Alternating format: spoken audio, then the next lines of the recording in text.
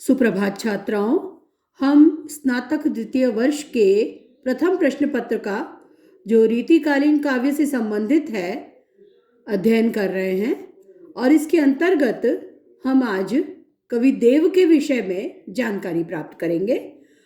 रीति काव्य परंपरा के कवियों में देव का विशिष्ट स्थान है।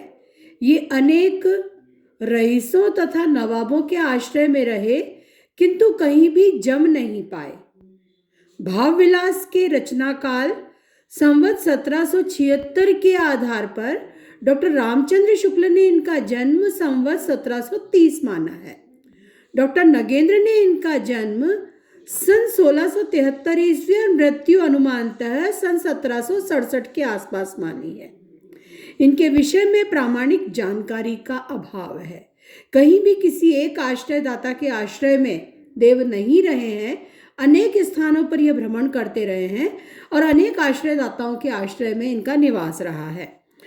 देव की रचनाओं की संख्या भी 52 से लेकर 72 तक मानी जाती है, जिनमें प्रमुख हैं भाव विलास, रस विलास, अष्टयाम, भवानी विलास, सृजन विनोद, प्रेम चंद्रिका, देव चरित्र, काव्य रसायन, देव माया प्रपंच, राग रत्नाकर आदि।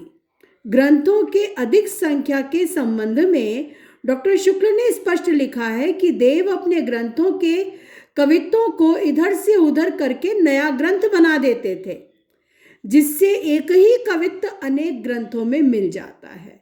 ये शुक्ल जी ने जब साहित्य का इतिहास लिखा और कवि देव के साहित्य का भी अध्ययन किया तो वो कहते हैं कि अपने कौशल से ये एक कवित्व को एक स्थान से दूसरे स्थान पर भी उसे स्थापित कर देते हैं। कुछ थोड़ा परिवर्तित करके अपने कवित्वों को इधर से उधर करके एक नया ग्रंथ बना देते हैं। कवित्वों को ही लेकर के कुछ कवित्व इस ग्रंथ से ले लिए, कुछ कवित्व दूसरे ग्रंथ से ले लिए और एक नए ग्रंथ का निर्माण कर दिया। इस प्रकार का इन्होंने बहुत किया है, इसलिए इनका एक ही कवित्व कई ग्रंथों में मिल जाता है और इनकी ग्रंथों की संख्या भी इतनी अधिक मिलती है। देवचरित्र कृष्ण के जीवन से संबद्ध प्रबंध काव्य है। देव माया प्रपंच संस्कृत के प्रबोध चंद्रोदय नाटक का पद्यानुवाद है। राग रत्नाकर संगीत विषयक लक्षण ग्रंथ है। अनेक ग्रंथ काव्यांग विवेचन संबंधी भी हैं। भाव विलास में रस सामग्री, रस भेद, नायक नायिका भेद, अलंकार आदि का वर्णन है। शब्द रसायन में काव्य स्वरूप, शब्द शक्ति, रीति, गुण, नवरस आदि का वर्णन है। रीति निरूपण की दृष्टि से इनके काव्य में गुण दोष दोनों पाए जाते हैं। लक्षणों में सुबोधता, स्पष्टता और मौलिकता इनके गुण हैं, तो वहीं अनेक स्थान पर लक्षण और उसके उदाहरण अस्पष्ट और अव्यवस्थित भी हैं।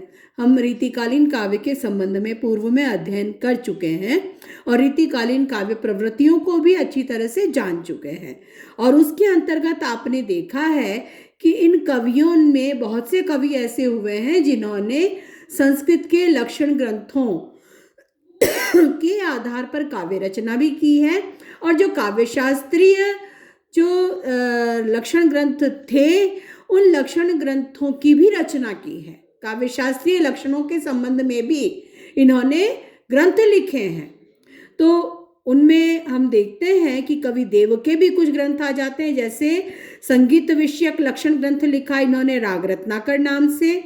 काव्यांग विवेचन संबंधी भी अनेक ग्रंथ लिखे हैं। नायक नायिका भेद पर भी लिखा, अलंकार पर भी लिखा, रस भेद पर भी लिखा। भाव विलास में ये सब मिलते हैं, रस सामग्री, रस भेद, नायक नायिका भेद, अलंकार आदि का भेद। तो यानी जो काव्यांगों का विवेचन करने वाले ग्रंथों की रचना भी कवि देव ने की है। काव्य स्वरूप, शब्द शक्ति, रीति, गुण, नवरस आदि का वर्णन भी उन्होंने शब्द रसायन नामक ग्रंथ में किया। रीति निरूपण की दृष्टि से गुण दोष दोनों पाए जाते हैं। इनके काव्य को हम देखें तो उसमें कुछ विशेषताएं भी मिलती हैं और कुछ दोष भी मिल जाते हैं। लक्षणों में सुबोधता, स्पष्टता और मौलिकता इनके गुण हैं। जो काव्य शास्त्रीय लक्षणों पर इन्होंने जो लिखा है तो वो हम देखते हैं कि बड़ी सुबोधता के साथ अपनी बात को कहा है, बोधगम्य बनाया है। स्पष्टता कहते हैं, उलझाव नहीं है, और मौलिकता भी है। और वहीं अनेक स्थान पर लक्षण और उसके उदाहरण अस्पष्ट और अव्यवस्थित भी है, क्योंकि लक्षणों को भी लिखते हैं और लक्षण के उदाहरण भी देते हैं। फिर जब अलंकार पर कोई लिख रहा है तो अलंकार के लक्षण बताएगा और उसके उदाहरण भी देगा। तो इस प्रकार के ग्रंथों की रचना, लक्षण ग्रंथों की रचना इन्होंने की है, लेकिन उनमें हम देखते हैं जहाँ एक और सुबोधता, स्पष्टता और मौलिकता मिलती है, तो वहीं दूसरी और उनमें अव्यवस्थित स्वरूप भी और अस्पष्टता भी देखने को मिल जाती है। कवित्व की दृष्टि से इनकी रचनाएं अधिक प्रभावशाली हैं। डॉक्टर शुक्ल ने लिखा है, आचार्य के रूप में देव कोई विशेष स्थान नहीं बना सके।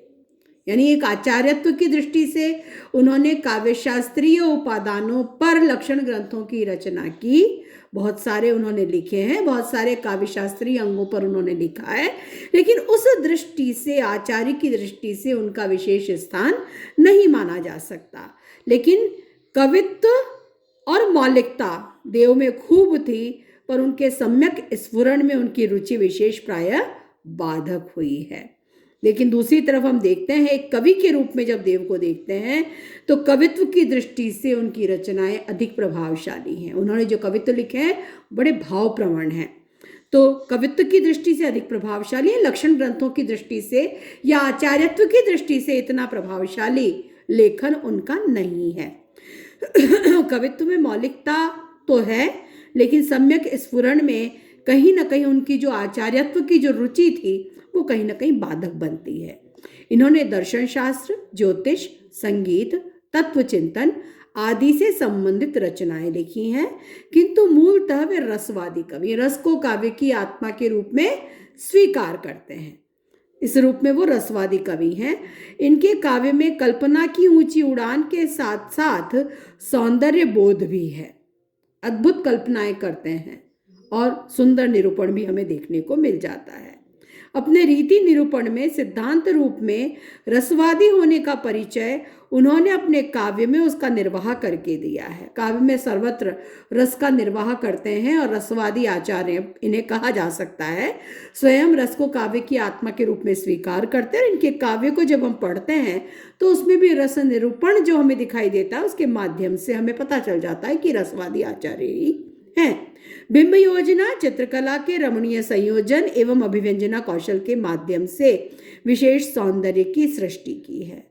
बिंब सृजन भी करते हैं, चित्रात्मकता भी उसमें है। जो वर्णन कर रहे हैं उसका चित्र सा जैसे हमारे सम्मुख उपस्थित होता है, तो चित्रकला का रमणीय संयोजन इनके शब्दों के माध्यम से हो पाया है। और अभिव्यंजना कौशल भी ऐसे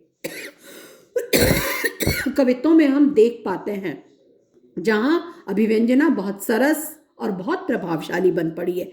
एक बहुत सुंदर उदाहरण है इनका कि किस तरह से वसंत का वर्णन वो करते हैं। डार द्रुम पलना बिछौना नव पल्लन के सुमन झंगुला सोहित तन छवि भारी दे पवन झुलावे के किकीर बहरावे देव कोकिल हलावे हुलसावे कर तारी दे।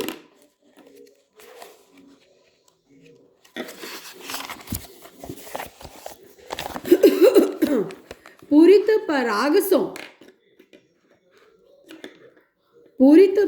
सो उतारो करे राइलोन कंज कली नाई का लतानी सिर सारी दे मदन महीप जुको बालक वसंत ताही प्रातः ही जगावत गुलाब चटकारी दे।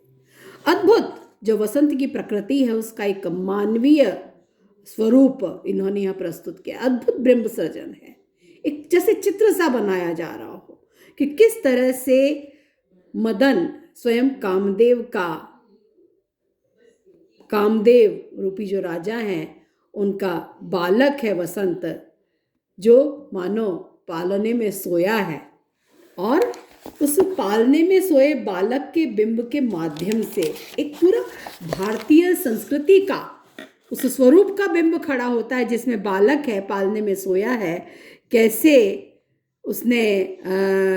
कैसे उसका पालना बना हुआ है, कैसे सुंदर झबला उसने पहना हुआ है, कैसे उसे हिलाया जा रहा है, पालने में झुलाया जा रहा है, कोई उसे बहला रहा है, खिला रहा है, कोई उससे बतिया रहा है, कोई गीत सुना रहा है, और कोई उसका राइनोन कर रहा है। कैसे कहते हैं? डार द्रुम पलना, वृक्ष की डाली का पालना है, और उसमें जो नए पत्ते निकल आए हैं उस नव पल्लव रूपी बिछौना है। और उस बालक वसंत के देह पर पुष्प रूपी सुंदर झबला उसने धारण कर रखा है, जो उसकी छवि को कई गुना बढ़ा रहा है। और जो मंद मंथर पवन बह रही है वह मानो उसे झुला रही है। केकी और कीर जो इस समय बोलते हैं वो मानो उसे बहला रहे हैं। और कवि देव कहते हैं, कोयल उसका झूला कोकिल हलावे हुलसावे कर तारी दे। कोकिल है वो उसे हलराती और दुलार करती है और हाथों से ताली बजा बजा कर उसे हंसाने का प्रयास कर रही है, उसे हंसा रही है। पूरित परागसों उतारी करे लाई राई लोन, कंज कली नाई का लतानी सिर सारी दे। और कंज की जो कली है उस कंज कली रूपी नाई का लता रूपी साड़ी का पल्लू अपने सर पर डालकर, उसका आंचल सर पर डालकर अपने पराग से परिपूर्ण है कंजकली। उसमें जो पराग है उस पराग को मानो वार करके उसका राइनोन कर रही, नजर उतार रही है, बालक की नजर उतारी जाती है। मदन महीप जु को बालक वसंत ताई, ऐसा महाराज मदन का यह बालक वसंत है जिसे गुलाब जो खिल रहा है वो मानो चटकारी देकर धीरे से सहला करके प्रातःकाल जगा रहा है। तो बहुत सुंदर एक बिंब सृजन यहाँ पर किया है, और उस बिंब सृजन के द्वारा रूपक का प्रयोग करते हुए जो वसंत ऋतु की जो प्रकृति है उस प्रकृति का चित्र हमारे सम्मुख मानो बना दिया है। एक प्रकार से जैसे चित्र निर्मित किया जाता है, और उस प्रकार से एक सांस्कृतिक बिंब खड़ा करके उस बालक के चित्रण के माध्यम से जिसे पालने में झुलाया जा रहा है, हंसाया जा रहा है, हिलाया जा रहा है, ताली बजाकर उसे खिलाया जा रहा है, उन सब के माध्यम से वसंत का वर्णन यहाँ पर देव करते हैं। तो बहुत सुंदर और बहुत प्रभावशाली बन पड़ा है ऐसा यह वर्णन। तो इनका सा अर्थ सौष्ठव बहुत कम कवियों में देखने को मिलता है। देव की एक विशेषता है, अर्थ बड़ा ही सहजता के साथ, सरलता के साथ और बड़ी सौंदर्य के साथ में इनके कवित्वों में प्रकट होता है।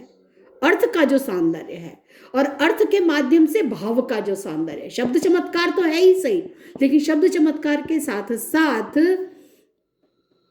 अर्थ और भाव सौंदर्य भी इनमें देखने को मिलता है। तो चमत्कारिकता कम है, भाव प्रवणता इनमें अधिक है। देव और बिहारी की तुलना प्रायः पूछ ली जाती है। देव बिहारी में जहाँ चमत्कार प्रधानता है वहाँ देव में हम देखते हैं अभिव्यक्ति कौशल में बिहारी जैसा चमत्कार नहीं है। बिहारी के समान गागर में सागर भरने वाली वृत्ति भी नहीं है, लेकिन अद्भुत भाव प्रवणता है। जहाँ वो वर्णन भावुक होकर करते हैं और भाव को व्यक्त करना चाहते हैं तो वो भाव उनके हृदय से निकलकर सीधे जो पाठक है उसके हृदय तक पहुंच पाता है। देव में शीस बनायो स्नेह सुभाल, मृगमद बिंदु के भाख्यो, कंचुकी में चुपरियो करी चोवा लगाए लियो उरसों अभिलाख्यो, ले मृखतूल गुही गहने रसमूरतिवंत सिंगार के चाख्यो, सांवरे लाल को सांवर रूप में नैननी को कजरा करी राख्यो। तो यहाँ नायिका ने किस प्रकार से सौंदर्य अपना श्रृंगार किया है, उस श्रृंगार का वर्णन है, और उस श्रृंगार में किस प्रकार से जो कृष्ण से जुड़े हुए जितने भी पदार्थ हैं, कृष्ण के सौंदर्य से, कृष्ण के रूप से जुड़े हुए, उन सबको नायिका ने कैसे अपने श्रृंगार प्रसाधन के साधनों के रूप में अपने ऊपर धारण कर लिया है, इसका वर्णन किया गया है। जहाँ एक और कवि ने श्रृंगार और आसक्ति का निरूपण किया है, वहाँ दूसरी और सांसारिकता से विरक्ति, मन से चंचलता और ईश्वर के प्रति प्रेम और आस्था का भी वर्णन किया है। देव में एक बात और हम खास तौर से देखते हैं, जहाँ एक और रीतिकालीन श्रृंगारिक काव्य की परंपरा में वो श्रृंगार रस की कविता लिखते हैं, वहीं दूसरी ओर भक्ति और वैराग्य का भाव भी हमें उनके काव्य में मिल जाता है।